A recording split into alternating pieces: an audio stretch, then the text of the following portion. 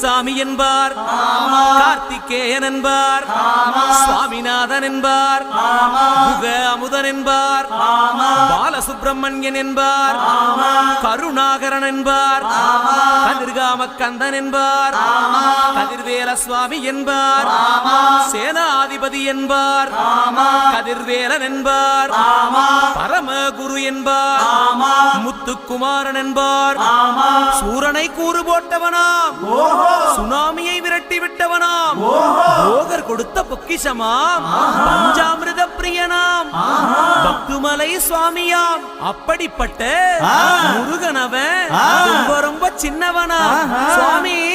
சின்ன சின்ன